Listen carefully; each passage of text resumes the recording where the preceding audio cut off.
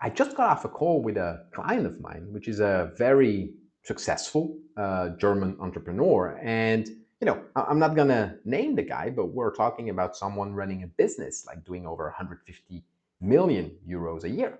So, not exactly what you would define as a small business. And it's also a quite traditional business. So, it's not some fancy startup or anything like that. Anyways, so we were in that meeting with the client and part of his leadership team. And that meeting ended like, I don't know, 40 minutes ahead of schedule. So at a certain point, it was basically, well, just the two of us left, me and the client. And we just started talking. We had some time ahead of us. We started talking and freewheeling. And it actually turned into what I would say is a really interesting conversation. It's actually the kind of conversation that I believe could help a lot of people. And whether you are already, running a business or thinking about starting one. So I thought, you know what? Let me just hit the record button right away and share that side conversation now that it's still fresh on my mind. Now, before I do that, before we dive in, just know that I have nothing to sell here. Okay, this is just like pure information sharing. I'm not gonna ask you to subscribe to anything or whatever, or clickbait you into something. I'm just sharing that conversation, and I'm building onto that conversation, because obviously I'm going to share more than just a conversation. So what happened is, we were in that freewheeling, and he basically he hit me with a question, and he said something like, with everything going on in the world right now, and the chaos it's basically spiraling into, what do you think like is the smartest way to scale? Now, I'm paraphrasing a little bit. It's not like the exact question was like that, but it came down to something like that. And again, it was more a question out of curiosity, I think, for the guy. But yeah, so we entered into this conversation. And something funny about that question, in a way, is that over the past few months, I've started sharing some content on LinkedIn. And the interesting thing that happened with me sharing that content is I got a lot of DMs. If I had to guess, I mean, I don't have the exact numbers, but I would say that on a weekly basis, I get probably 15 to 20 DMs on LinkedIn. If you set aside, all the sales DMs and all of that. So, and most of these messages that I get, they're coming from two very different profiles. The first profile is what I will call established business owners. So people that have a business and run a business. And I would say that most of their DMs, they fall under, that umbrella of how to grow, how to scale, personal branding is also one, that's been my team lately. Some even asking like if I do personal consulting or if I have services like that, so whatever. So one, established business owners. Then the other profile, for lack of a better term, I'll call them aspiring entrepreneurs. And a lot of them probably in their early 20s, but not all. And they're basically the kind of people, who want to start a business, but they have absolutely no clue where to start or even how to start. And the conversation that I just had with that client, I believe is one of the best way to answer a lot of the questions that I've been getting lately. So in this video, I'm going to talk about two massive trends that, in my opinion, are creating one of the biggest business opportunities of the next decade. And I know it's a bold claim, but it's genuinely what I believe. Now, what kind of opportunity are we talking about? You might be wondering. I would say it's twofold. On one hand, there is that opportunity to scale your business and take it to the next level or next levels, if you already have a business or run a business. And on the other hand, maybe it's an opportunity just to get started. Even, and that's probably the interesting part, even if you don't have a lot of money or a lot of experience, because this is the kind of question that I get a lot, right? I don't have the money or I don't have the experience. Where should I start? How should I start? So whether you're looking to grow your business or just to get started, I think that this video is basically for you. And it's also funny to have a team like this. That's also why I wanted to hit the record button. It's funny to have a team that addresses both very advanced entrepreneurs and people that don't have a business yet, because that opportunity is basically for both of them. And please, this is again a freewheeling video, so I have a few notes. that that I wrote down on paper, but I would say be indulgent if sometimes I get lost in my train of thoughts. Now, before I dive in, let me start by, I would say, setting the scene, right? Because those two massive trends, they're actually the buildup of something underlying. So if you live in the same reality and in the same world as I am, you've probably noticed that the world is changing, and it's changing fast. And even more than that, it's not exactly, how to put it, it's not exactly heading toward what most people would call a bright future. So everyone's talking about, the people, the media, it's just everywhere you look, are talking about a few different themes. And the first theme that's probably everywhere is inflation. And it's a real theme, right? It's not just something of the mind. It's literally squeezing us. Businesses, consumers alike, it's squeezing us. And the thing about inflation that I want to say is it's here to stay. It's not going anywhere. Don't get fooled into thinking otherwise. I know they're bombarding us with, oh, it's going better and this and that, and 2025 looks better than 2024. And it's not. And the reason is simple. They've just printed too much money. Okay? So inflation. Then we have the aging population and the demographic collapse. That's maybe a bigger word, but it's a reality. We got an aging population, especially here in the Western world. So fewer young people, more retirees. It's not building up to a good mix. We have bankruptcies that are on the rise, skyrocketing. Yeah, wherever you look, you see it. And we got energy prices that are high. They're high and unpredictable. Now, it's not just about energy, right? We all know that the economy is just converted energy. So when you got high prices and unpredictable prices, it has ripple effects, massive ones, on top of all the rest. And then we got, just to, I would say, to keep things interesting, we got that possibility of a looming World War III. Some would say we are already in World War III, which is another form of Cold War or whatever. But so that's for a starter. Then we got everything that is AI.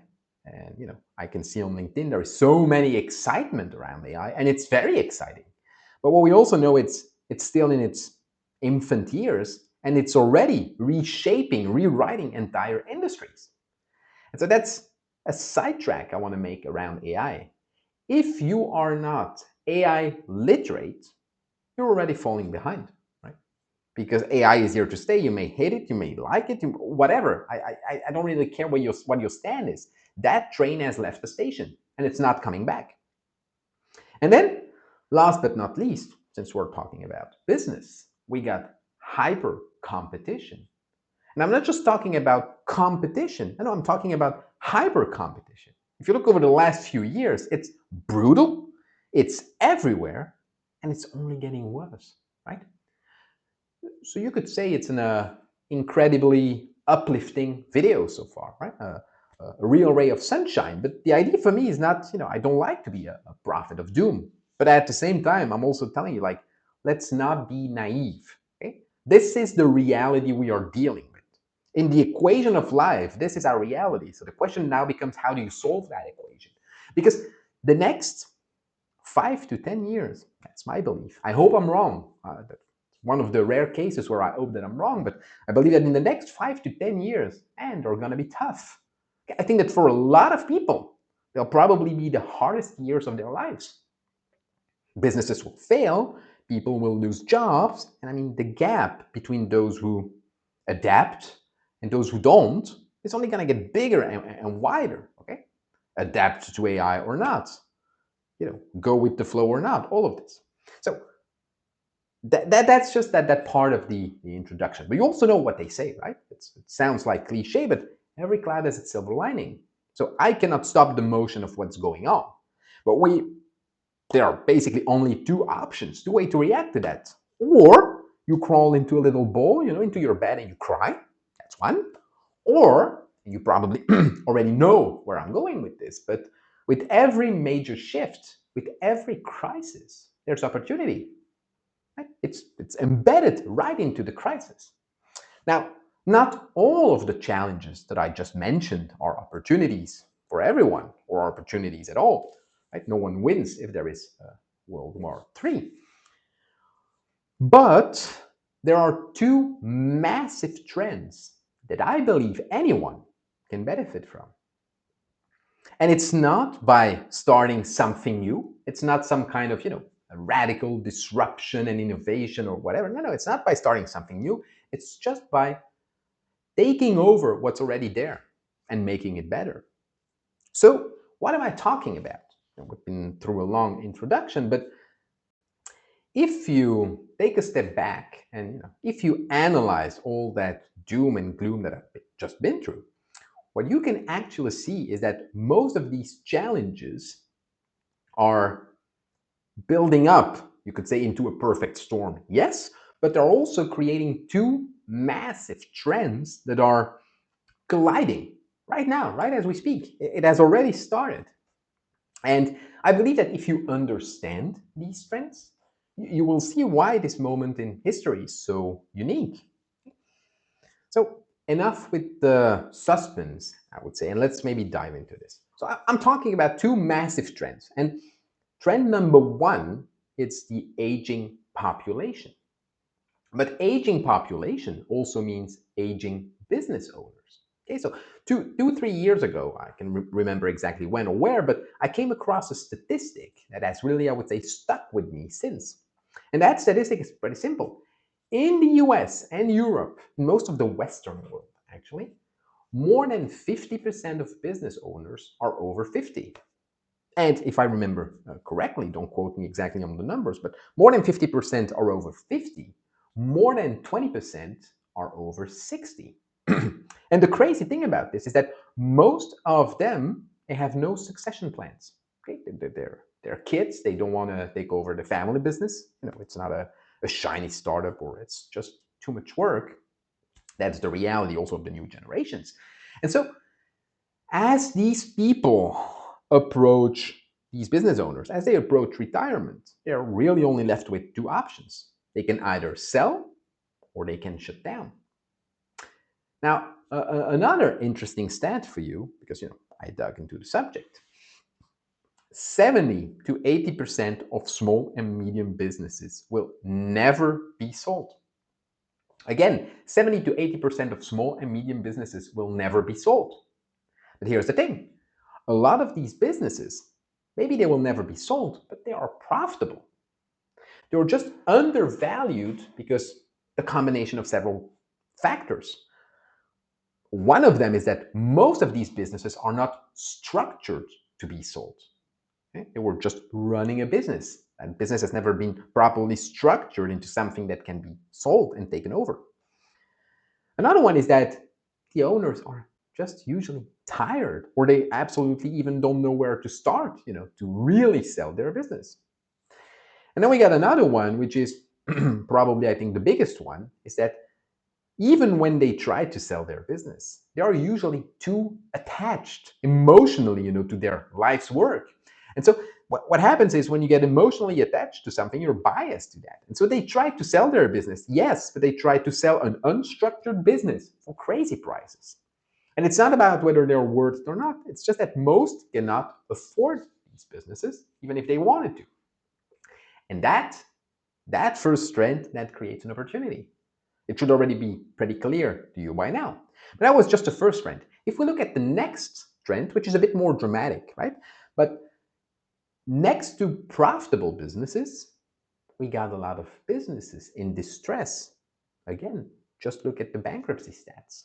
Look at the predictions for 25, 26, and beyond. So what's happening is that I would say post-COVID, post-pandemic, a lot of businesses are struggling just to adapt to the new world. That's how we called it, the new world, the new reality. But that new world, they're struggling to adapt digitally, and also including AI and all of that. Operationally, again, also including AI and all. Competitively, brutal. And in the end, when you take all of these factors together, financially. So what's happening is some are going bankrupt, it happened already, and others, a lot of them, are just barely holding on. But again, here's the thing. For those who know how to fix them, many of these businesses can still be absolute gold mines. Okay, so now I gave you the two massive trends. But before I dive into the specifics of how you can benefit from these trends, what kinds of businesses, how to finance them, how to structure yourself, a holding company or not, or even how to how to source these businesses. Before we do that, uh, I first need to talk about LBOs, okay, which stands for leverage buyouts, for those who don't know. And before you tune out and say, oh, some Wall Street private equity stuff, and I would say it's not that kind of LBO. That's one. Two, I will also not get too technical because it's not needed. But I need to really introduce the concept of LBO. And even if you already know what an LBO is, I would say stick around. Stick around anyway, because I'm going to give another spin to that. I'm going to talk about what I believe to be the next wave of LBOs.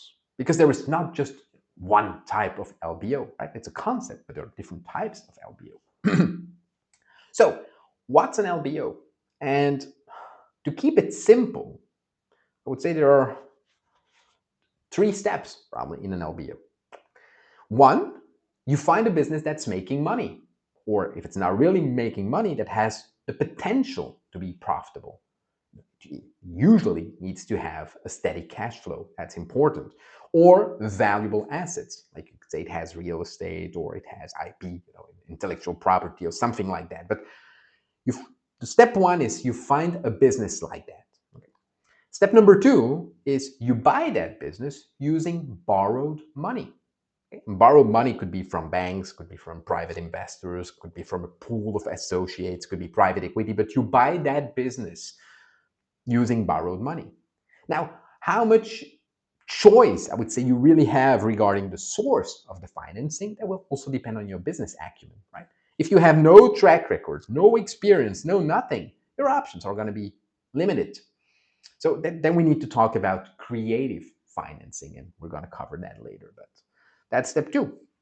And maybe to add, generally speaking, if we're still giving a crash course on LBOs, you will usually hear two types of financing.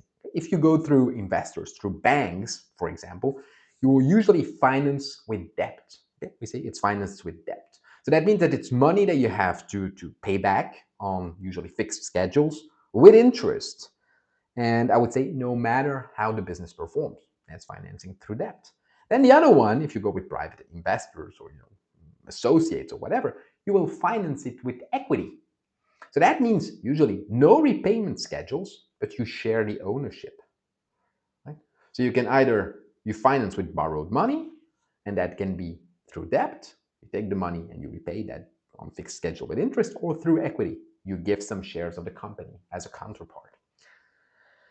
So, one, you find the business. Two, you buy it with borrowed money. And three, and that's the key, that's the final step of the LBO, you use the business's own cash flow, own money, own profits to pay back the loan over time. So it's just like, to simplify, it's just like buying a house with a mortgage, but instead of just living in that house, you make it more valuable. You renovate it, you put, I don't know, better new doors, you isolate, whatever. You renovate, you improve it, and then you have two options. You can either sell it for a profit, right? You flip it, or you can keep it and you can just let it generate passive income through the rents. Okay. So, but here's the thing. I would say that the real beauty of an LBO is leverage buyout. The more you optimize the business, whether it's improving operations, cutting costs, boosting revenue, all of that, the more you optimize the business, the more value you create. Okay, if it's still confusing to you, I'll try to clarify as we go, but the more you optimize, the more value you create. And with a business, it's not like in real estate where, sure, I mean, you can renovate and maybe you can increase the value or the rent by, I don't know, 20, 10, 20, maybe even 40% if you're lucky. But with a business, you can actually double or triple the revenue, or maybe even more. So the potential upside can be huge. Some will say the downside too, because it's not a hard asset. But anyway, the potential upside can be huge. Now, I said you can double or triple the the revenue. Actually, I would say forget the revenue. What really matters is the EBITDA, right? Now, to give you all the basics so that you really understand the opportunity we're talking about, EBITDA, it's another technical term, it's a financial term, but let's not overcomplicate things. I would say that there are really two things that you need to know about EBITDA in a nutshell. And that's number one, what is EBITDA? So EBITDA, EBITDA, it's an acronym, right? And it stands for earnings before interest, taxes, depreciation, and amortization. Quite technical. But EBITDA is basically a metric. It's a way to measure the overall profitability of a business, you could say, before factoring in things like how much debt it has, right, based on the interests, the taxes, or what we call the non-cash expenses, depreciation or amortization. So think of it as a way to see how well a company is performing in its day-to-day operations without getting distracted by how it's financed or just how it handles taxes. So that's EBITDA. It's a measure of the overall profitability of a business. And the second thing you need to know about EBITDA, which is important, is that it's also the metric that most investors look at when buying or selling a business. So a company is usually sold for a multiple of its EBITDA. So for example, in tech, where we hear all those big numbers and valuations all the time, that multiple can usually be anywhere from, I would say, 10 to 20x, or even higher if we're talking about deep tech. So let's say a company's EBITDA is, I don't know, 1 million euro. If the multiple is 10x, that means that that company would be valued at 10 million. They have an EBITDA of 1 million, the multiple is 10x, so it's 10 million. If it's 20x, it's worth 20 million. Now, tech is extreme, right? It's really an extreme example, and in more traditional businesses, the multiple is usually way lower. So when we talk about small and medium businesses, a typical range is 2 to 4x. But it can be lower, like in retail, for example. Sometimes it's half x, whatever. Or also higher in very specialized services. But remember, in small and medium businesses, we usually have a multiplier of 2 to 4x. So now that you know everything, I would say that there is to know about LBOs and EBITDA, let's talk about what I call the next wave of LBOs. Or maybe better said is the next type of LBOs. Now, LBOs, leverage buyouts, it's not something new, right? It's been around for, I don't know how long, but decades. And over time is that all these LBOs, they've gone through some pretty interesting waves. Each wave was driven by a specific focus. So if you look at the history of LBOs, all in all, you would say that there was the first wave, and that first wave was all about optimizing management. So to put it bluntly, most managers sucked. More than often, you could say that they didn't really know what they were doing. So that first wave of LBOs was focused on cleaning the house, optimizing management and the way these companies were run, and then watching the sales and the margins grow as they optimized. Then came the second wave, the wave of internationalization, or going global. That was a bit of the idea. So the playbook was actually pretty simple. You take a local business, you expand it internationally or even nationally, and you watch the sales and the margins grow. The easy days, you could say. After that, it was all about, that's the third wave of LBO, it was all about digital transformation. That's the wave we are the most acquainted with in our generation. So basically, you come in, you take the business online, you go e-commerce, omni-channel, and all of that, and you watch the sales grow. But now we are entering a new wave, and I call that the AI LBO, the artificial intelligence and automation. And this is where I think things get really interesting for you. Now, spoiler alert, to play in that space, you got to be AI literate. Okay, so you don't need to be a coder, you don't need to be a machine learning engineer or whatever, but you need to understand how AI works. Okay? You need to have an idea of what AI and automation can do. You need to know how to find the right tools, and you need to know where to implement them. We're not even talking about how to implement them. You can still outsource that part, although it's going to cost you, but where to implement them. So again, also, it's not just about AI. Automation in general can already be a game changer. So if you're not already learning this stuff, now's the time. Right? Regardless of it, whether you want to get into the AI LBO business or not. But so, how does an AI LBO work? I think so far, if we had to recap, we've just established a few key things. So one, we have a lot of struggling businesses out there that you can buy or take over for a good price because, well, I mean, on paper, they're worth not much anymore, if they're worth anything at all. So we got struggling businesses. Then there are all the businesses owned by retiring owners. And there's a lot more of those coming our way. Again, you can often buy them at a good price because remember what I told you, 70 to 80% of these businesses are never going to get sold. And of course, that's if you know how to source them, structure a deal, and so on. And we will get back to that. And then the third thing that we learned is that the principle of an LBO is to use the business's own cash and the profits to pay back the loan, if there is a loan. So you want to maximize profits. That's the idea. So that you can reimburse the loan and that you can pay yourself as well. And if you want to maximize profits, you basically have two big levers. You can either maximize sales, so generate more income, or optimize costs, right? Spend less. And ideally, you do both. But optimizing costs is usually the fastest and the easiest way to start with. So let's try to make that concrete with an example. Let's say you take over a struggling business. And when you do your analysis, your due diligence, you look at its cost structure and you optimize that cost structure using AI and automation in first line.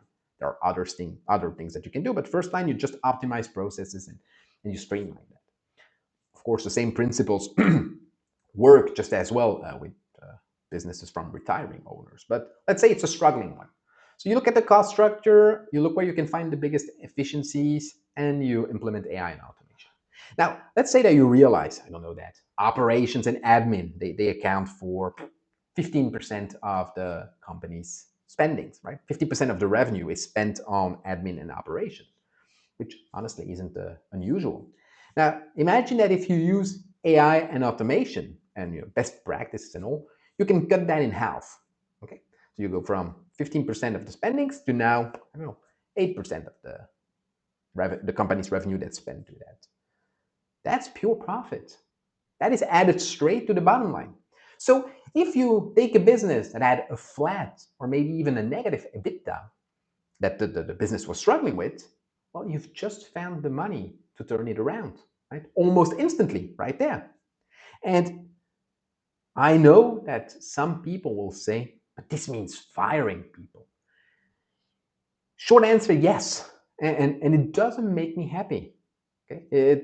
Generally speaking, I'm really not the kind of guy that advises small or medium businesses to, reallocate their productivity gains from AI and automation into firing people. That's not the idea, never.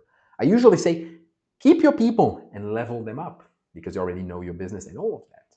But let's be very clear here. We are talking about struggling businesses. We're talking about businesses that are barely holding on. So it never feels good to fire people. It doesn't. But the question you need to ask here is, what's best? Okay? Do you let go of 10% of the workforce to save the business? Or do you just watch 100% of them end up in the unemployment line because the business goes bankrupt? That's it. Of all evils, it's the lesser evil. Now, we can argue about it morally all day. I mean, that doesn't change the world, okay? As I often say, the world doesn't care about our feelings.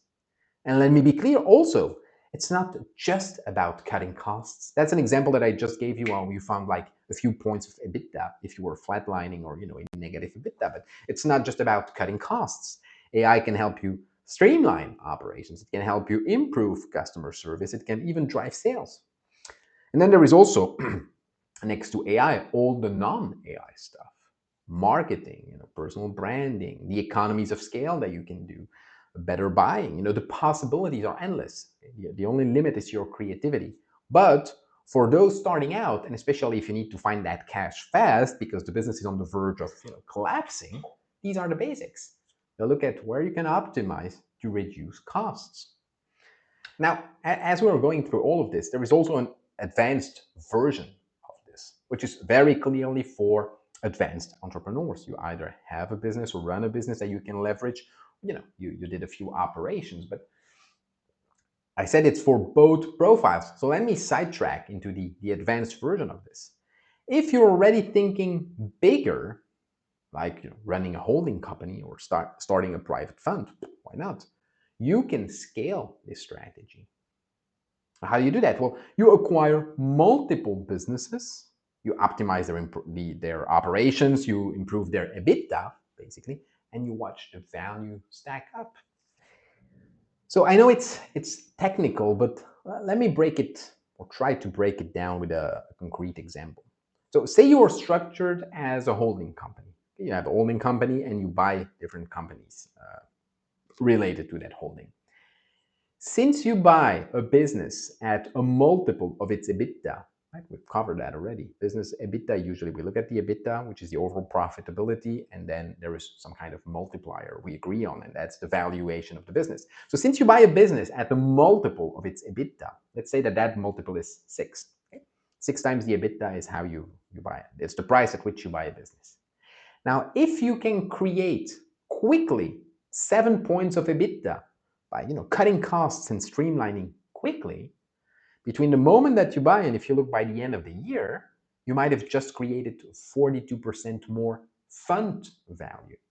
So you didn't create more value per se, real value in the business, but you created more fund value, right? Because you buy at the multiple of the EBITDA, but your fund is also evaluated and you sell at the multiple of the EBITDA. So if you created 7 points of EBITDA and that the multiple for that kind of company is 6, the multiplier, well, 7% of EBITDA at a multiplier of 6 times 7% equals 42%. So that's the value that you've created just by finding 7 points of EBITDA. And that's, in the private equity world, it's called the NAV, the NAV of your fund, the net asset value. And that's the power of optimization and small changes at scale. Now, of course, this is a simplified example. It assumes a stable multiplier, sustainable growth of the EBITDA, and it also assumes no major surprises. Okay, but the principle is solid. We cannot argue on the principle. Private equity funds thrive on doing this, and they thrive by finding one key lever to improve in a business, whether that's sales, costs, operations, and then they scale that improvement. And in the US, this is often done through sales. They buy a company, they optimize the sales process, they bring in a fucking killer head of sales, and then they triple the sales team and ka-ching, right? That's how it works. Okay, now technical sidetrack apart, let's get back on the main track. So now that you know the theme of the game, right, you find businesses, either distressed or from retiring entrepreneurs. You do an AI LBO and all of that. Okay, I'm not going to go through the whole process again, but now that you know the theme of the game, the next question then becomes, how do you play it? Okay. And I won't be able to give you a complete playbook here. First of all, because I don't have one. But also, second of all, because it would take way too long, right? It's almost a masterclass. But what I can give you is a general idea of my current thinking. What are the things to look for so that you can dig deeper and figure it out on your own? Now, let me start by saying that the principle is that anything is possible. When it comes to LBOs, the possibilities are endless.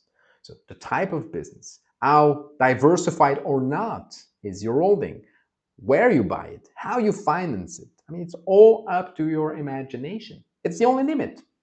So let's think about the big themes and the big picture. One of the main questions is where to buy, right? Some say Europe is crumbling, I want to go to the US, and whatever, whatever. As I've said, and I don't really know about the rest of the world, but if you look at most of Western Europe, the UK and the US, both trends are massively present. Right? So the aging and the business on the verge of collapse.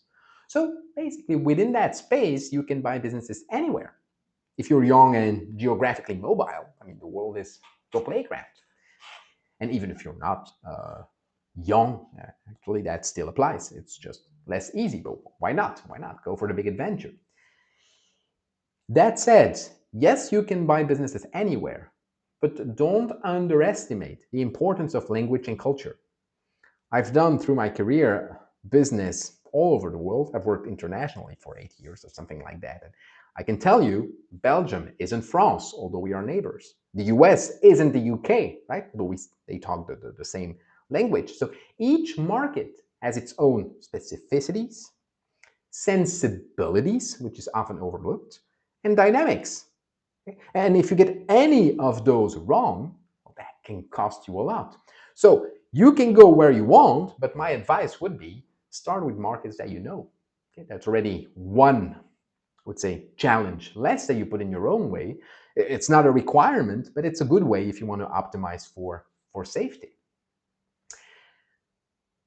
Whatever you choose, do your homework, due diligence.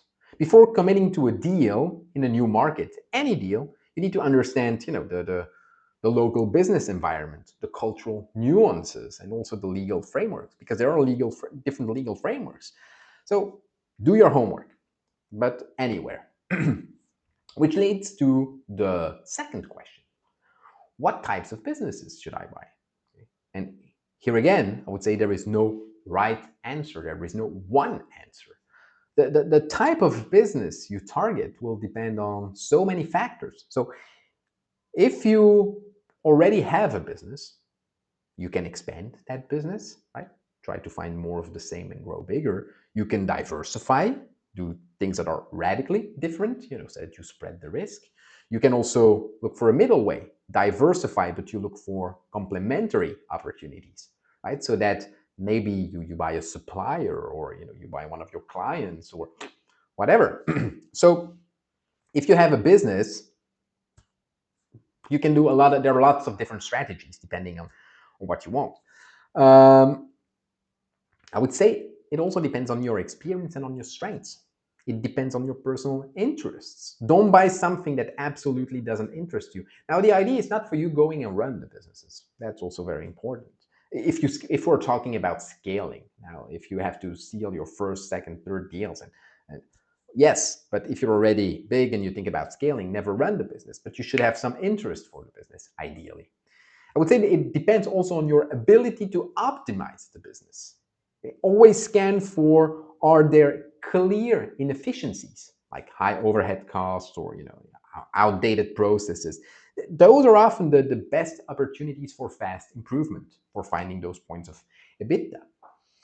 It depends also how quickly you can implement the optimizations. And that is key, especially if you think about scaling. Now, if it's your first business, as long as you can repay the loan, if it's financed through debt, and that you can pay yourself, it's not that important, but it's another one.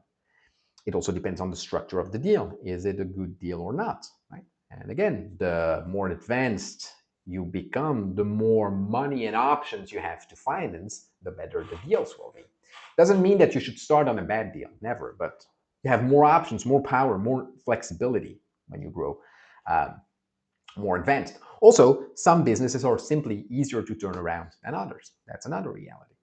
So now, as I'm saying this, let's say that something else pops to mind. Okay, we talk about AI LBO.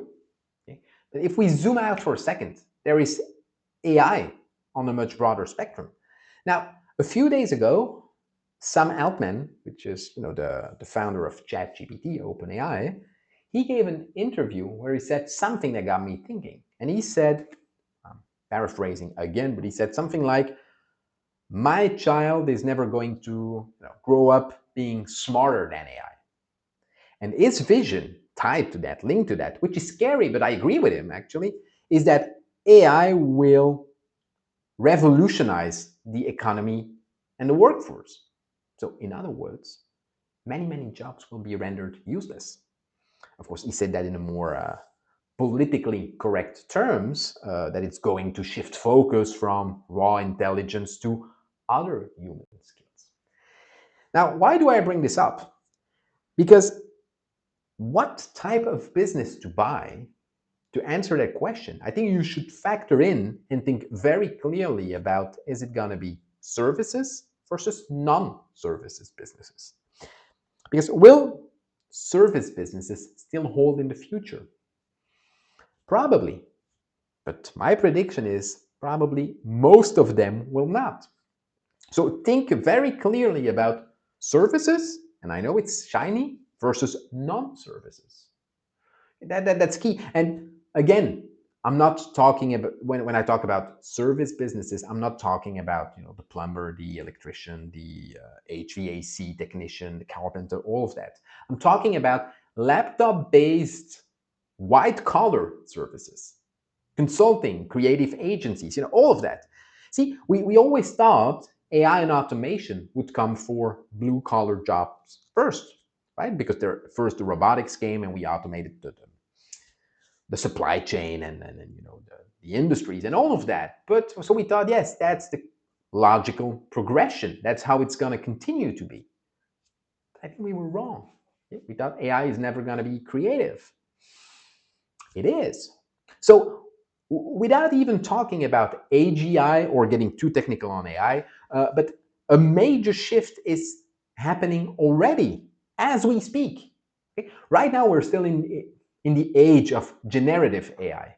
ChatGPT, Midjourney, you're generating music, art, text, pictures, all of that. But we are coming to the age of agentic AI, agents. So agentic AI is basically AI that can actually think like an employee. It can solve complex problems without human intervention. Outside of its playground or confined environment, it can do that across multiple digital environments. So it's not contained anymore. And so what happens with agentic AI or with AI agents, they will be able to do extremely complex tasks better than any human employee could. They're going to do it way faster than any human employee could. And they will do it at maybe for a fraction of the cost, maybe 1% of the cost. So we are entering an age of instant results. We've all heard about SaaS, right? Software as a service. I think we are entering the age of results as a service. Now, why am I telling you all this? Again, not to be a prophet of doom and gloom, but I'm telling you all of this that if you want a safe bet, don't go for businesses that AI can immediately overthink. Okay? It might be worth to think blue collar again. Just putting it out there. 3, now, how do you buy a business? And again, there are countless options, okay? Even if you don't have a lot of cash upfront, we talked about this. So you can partner up with others. You can team up with other business owners and build a fund together, entrepreneurs, aspiring entrepreneurs, to move faster if you're together, to pool money together, to multiply the acquisitions. Okay, you can partner up.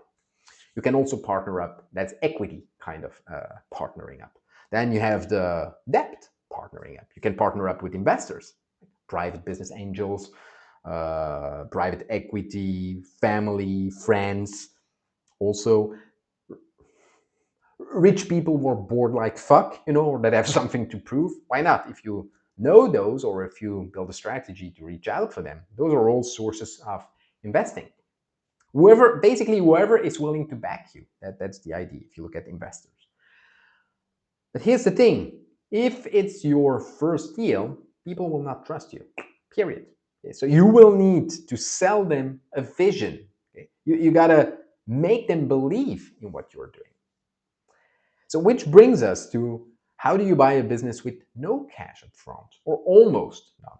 Now, I'm not an expert in this. Okay? I'm talking about trends and I'm talking as I think, but I got a friend who's quite good at this. I think it's just acquired his, I think it's his fifth or sixth business, and he started with no cash. So it's not that he came from a rich background. So I'll try to channel, a few of our conversations for the sake of this exercise. But if you want to buy a business with no cash upfront or almost no cash upfront, the thing is that you need to master a process from end to end. It's not magic, it's a fucking skill set. So the first thing you need to do is you need to learn how to source leads, how to find these businesses. That's number one. And again, if you look up, there are many ideas that I have, and there are probably thousands more that are actually actionable. So look for this. I'm sure that other people have written about this, but the key is if you want to buy a business, you need to know how to find them, right? That's number one. And whether we're talking about distressed businesses or businesses from business owners that are closing in on their retirement. So one, you need to source them. Two, you need to learn how to build rapport with sellers, a relationship of sorts, if you wish, because, and this is critical. Remember, for most of these sellers, if we're not talking about distressed businesses, we're talking about their life's work. So they are emotionally attached and emotionally biased to it. So that attachment drives the prices up. So usually you will need to build that rapport and again sell them a vision so that the continuity, the perspective of the continuity and the trust that they have in you will bring that price down or will open the door to creative fundings. Another key element is that you must learn how to structure creative offers.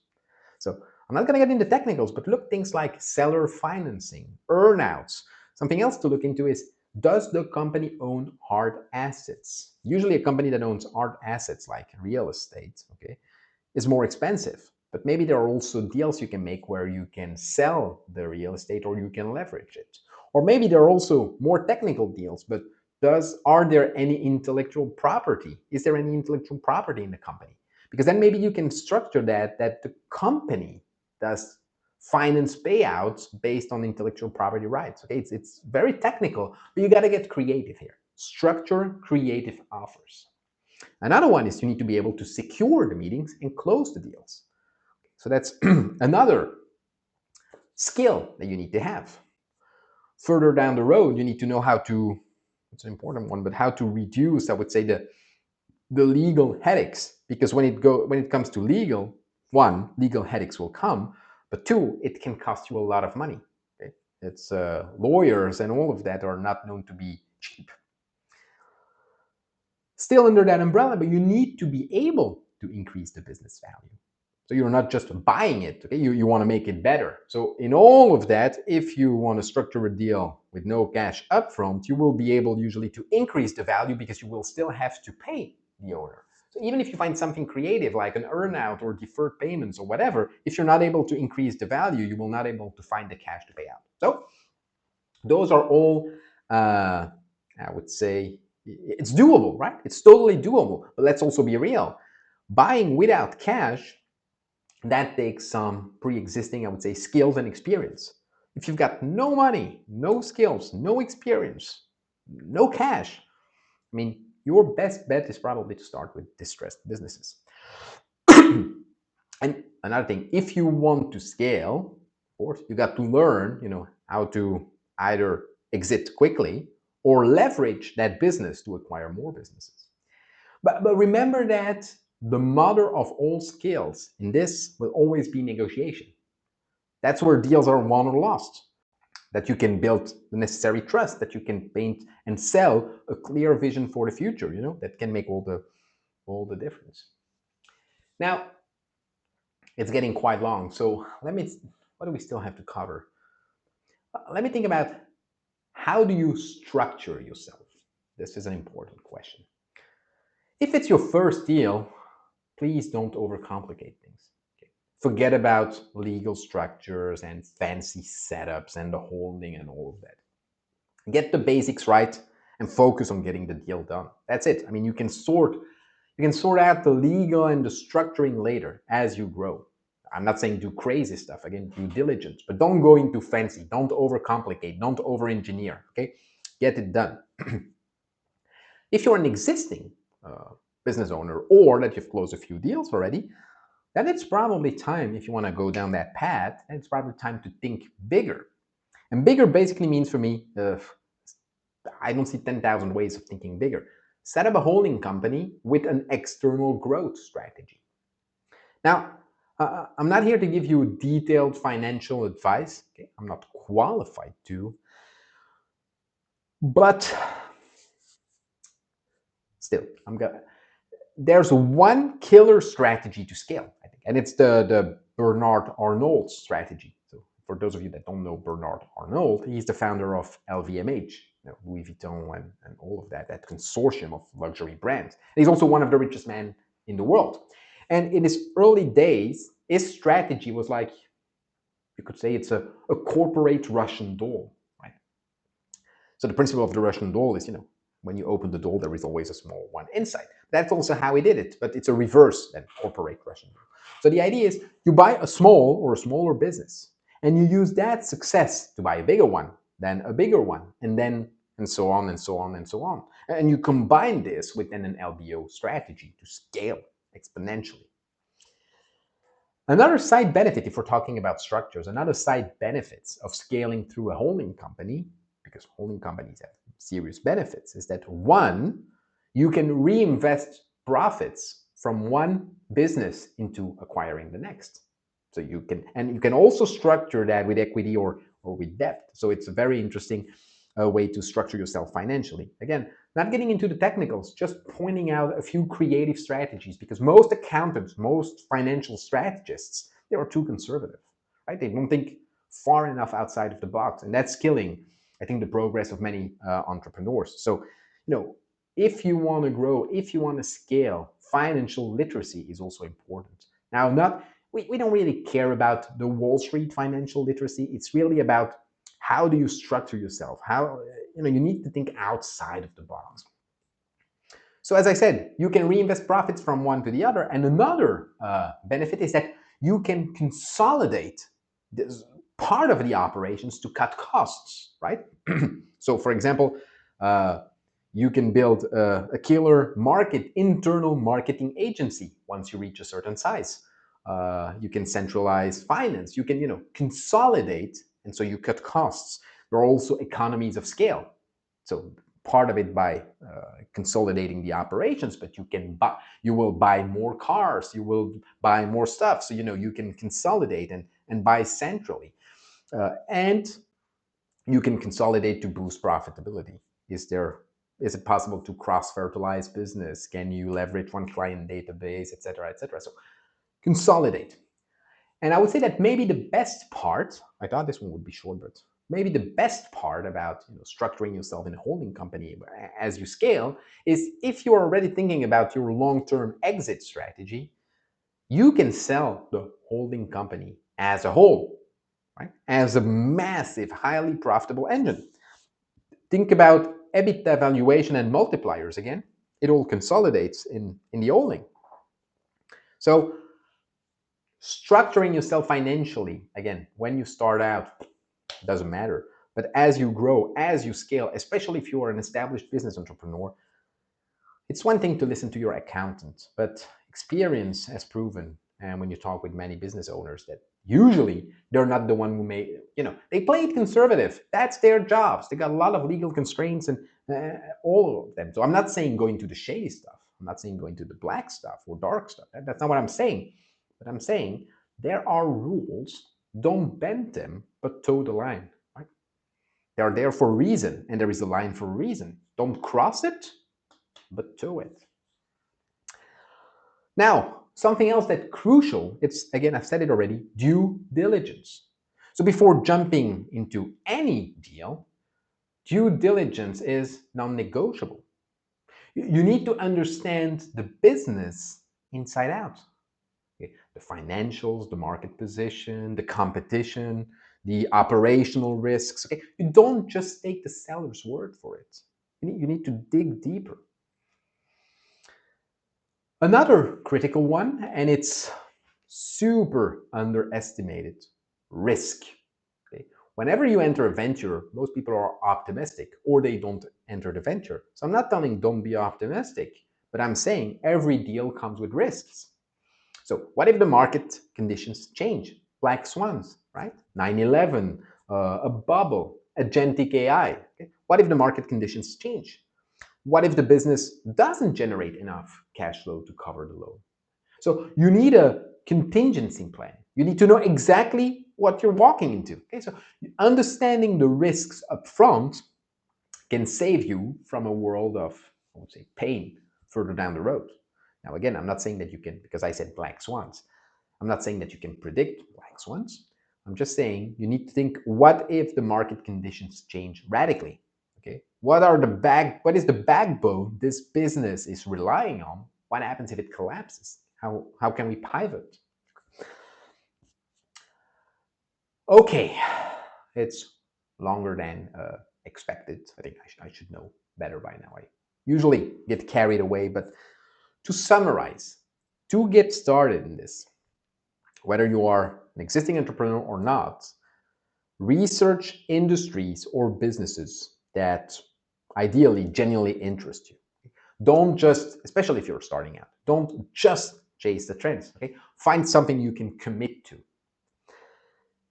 Two, learn the basics of negotiation, deal structuring, financing. Okay, you don't need to be an expert, but you need to know and be good enough. Build a network of potential partners, associates, mentors, investors. I will not say that relationships are everything in this game, but consider them. They can usually accelerate things by a lot. Start small. Number four, I would say start small. Okay, focus on one deal. Nail that deal, understand the dynamics of that deal, and scale from there. Even if you are an established business owner. Because it's one thing to jump from day-to-day operations to acquiring businesses, optimizing them, integrating them, etc., etc. So start small, focus on one deal, nail that deal, and then you just scale from there. The opportunities are literally endless, most only if you are willing to take the first step. And by the way, as a final thought, I would say, I've recently posted like a personal branding keynote on YouTube and Spotify, and it's called $1 Trillion Faces. And the good news is, just like this video, it's 100% free.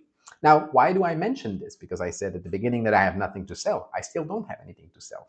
But I mentioned this because I think it's really highly related to this topic. Because there is something that you cannot and should not underestimate. We are living in what I call the scroll society. Scrolling. You could say that the economy has been TikTokized, if you will. So attention has always been, but is now the biggest currency.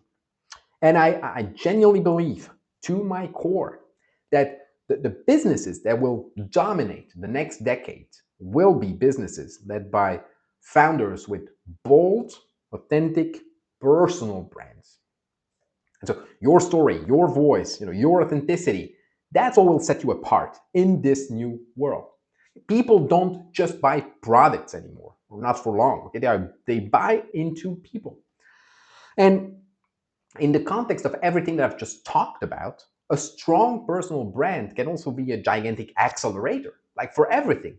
It helps you build credibility, source deals, attract investors, attract talent, okay, to run your businesses as you scale. So to conclude, I think that the next 5 to 10 years will create more societal chaos, but also more wealth creation, more opportunities than probably any other time in history. So the opportunity is now. Go make it happen.